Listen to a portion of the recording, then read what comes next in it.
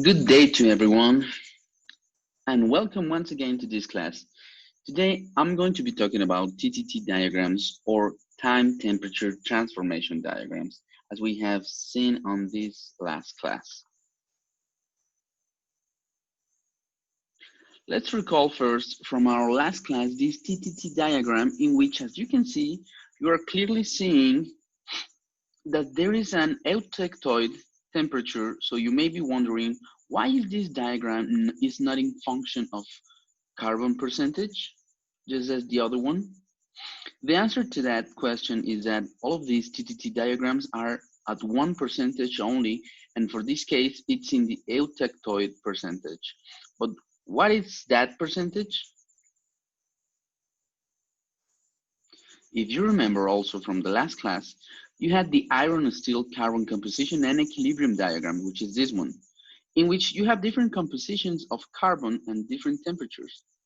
The TTT diagram that we're going to see is only at a certain composition of carbon, and this is the case of 0.76, which is the eutectoid composition. Remember that there is another eutectoid composition which would be at 4.3% of carbon, but this is in a liquid phase, and we're talking only about solid phase. If you had a strong steel, solid steel, okay? And remember that the eutectoid point means that you have two phases at the same time. So this would be that you will have solid and a liquid at the same time.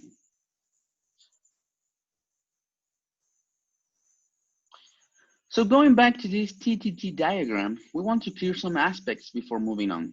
And this is to remember what are the names of the different crystalline phases that we can get in this steel process. Because as you can see, depending on the temperature of the thermal treatment that you give, the time that you let that thermal treatment, you will be getting a different microstructure or a different crystalline structure, such as these ones, the austenite, the bainite, the perlite, and the martensite. And just look at your diagram and look for the letters to see which phase do you have in those.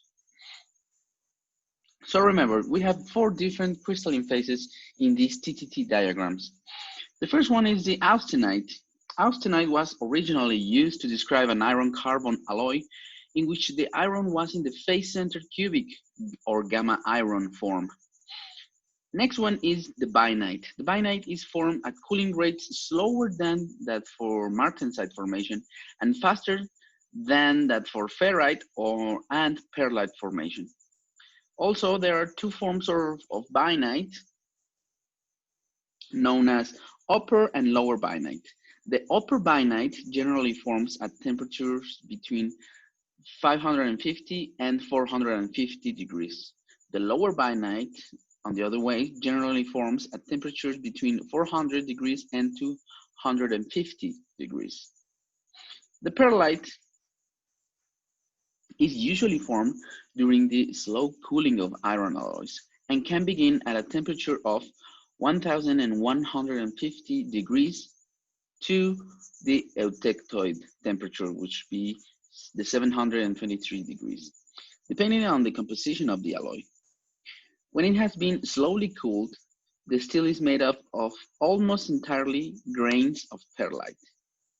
Martensite, in the other case, is formed in steels when the cooling rate from austenite is sufficiently fast. It is a very hard constituent due to the carbon which is trapped inside the solution. So now that we have seen this, the different crystalline phases, let's comment on the different zones that we have got. For example, the zone at which you're going to have austenite, which is this blue one. In most of the thermal treatments, beginning with hardening, you have to reach the austenitizing temperature, which is usually above the 727 degrees, which would be, in our case, the austenitizing temperature would be 850 degrees to make sure that you have an austenite structure. If you cool down for a certain time, you can obtain a different percentage of perlite and austenite. This is this orange one zone, which would mean that the austenite did not convert in its entirety to perlite. The dotted line represents a 50%. So either you have more austenite or more perlite. The same thing happens with a lower temperature, and you will be having a mixture of bainite and austenite in this green phase. And things are pretty different if you cool down sufficiently long at temperatures higher than 550 degrees, because you will obtain 100 perlite, and below those temperatures you will obtain bainite, and this would be either upper or lower bainite. And just for you to know, for the perlite, you don't have upper or lower perlite. You have coarse perlite and fine perlite. This region from here would be the fine perlite, and this is the coarse perlite, but it really doesn't matter. It just makes just the difference more in the bainite zone, okay? And let me see. Yes, so if you cool it rapidly, you will encounter, if you have austenite and then you cool it rapidly, you will find the martensite at the end of the diagram, okay? Now let's look at some examples. Now that we have seen these terms, let's do some exercises or some examples. The first one. First, you have to heat to the austenitizing temperature of 150 degrees for 20 minutes. Then you have to quench to 456 degrees for 100 seconds, and least you have to quench in water. So as we can see here, these dots, these blue dots, are the places in which I described this thermal treatment. We can unite those dots to form a line and observe in a better way our thermal treatment. In this case, we have soaked our steel for 1000 seconds, and well, for beginners, we first heated up our metal to the austenitizing temperature for 20 minutes. Really, you cannot see the 20 minutes in here because it's the time that's spent heating. After you heat it up, you quenched it, or that would mean that you cool it down up to 426 degrees. Then you soaked it, as we were talking on the last class. You soaked your steel for 100 seconds. So take a closer look at this scale. This is a logarithmic scale in which it's not linear, just as the temperature, which is in degrees Celsius. This axis is in seconds, and it means the time in a logarithmic scale. Sorry. So this would be 1 second, 10 seconds, 100 seconds, 1000 seconds. So that would mean that, you know, that 1 hour would be 3,600 seconds. And that's why this is that's why this is in a logarithmic scale, because if it will be linear, we will have a longer TTT diagram. Okay, so 100 seconds would be at this point, because 10 to the second, sorry, 10 to the second would be 100, right? Because 10 times 10 would be 100. So at this point, and at this temperature, it represents that the austenite was converted into an upper bainite in 100%. So your answer for this question would be, what is the microstructure of this thermal process? Well, the final answer is that you obtain from austenite 100% upper bainite. Upper bainite because it's upper the 400 degrees, okay? Second example. In this second example, you heat it to the austenitizing temperature of 850 degrees for the same 20 minutes. And as you can see, this will happen in all of your thermal treatments. Then you quenched it to 426 degrees for 10 seconds, which will be this one, sorry. Yes, this is the second example. Okay, 10 seconds in here. Okay.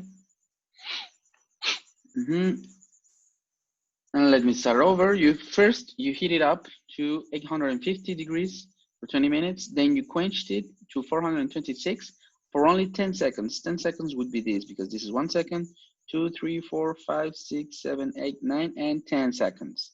Okay.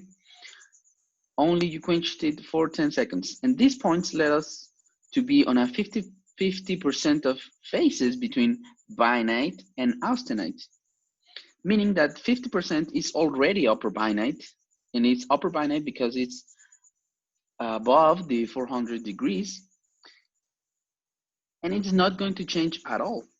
Then we quenched it in water, and the rest of the 50% of the austenite that didn't transform will transform into martensite at the final quenching. So your answer would be that you will have at the end of this thermal treatment a steel that would be 50% of upper bainite and another 50% of martensite. Okay. A third example would be that, of course, you have to heat it up to the austenitizing temperature. Then you quenched it to 537 degrees, more or less, let's say. And at this point would be only for 2.4 seconds. So here you have 1 second, 2.4 would be more like this. So you go up, and this would be your second point. In this point, you have a 50% of perlite and austenite also. Okay, so 50% is already perlite. Then you quenched it up to 350 for 300 seconds. This would be 100 seconds, 200 seconds, and 300 seconds would be here. And at this point, the unreacted austenite has turned into a 50-50 of low bainite and austenite. This 50-50 would be that the 50% of the previous 50%, so that would be a 20% of low bainite.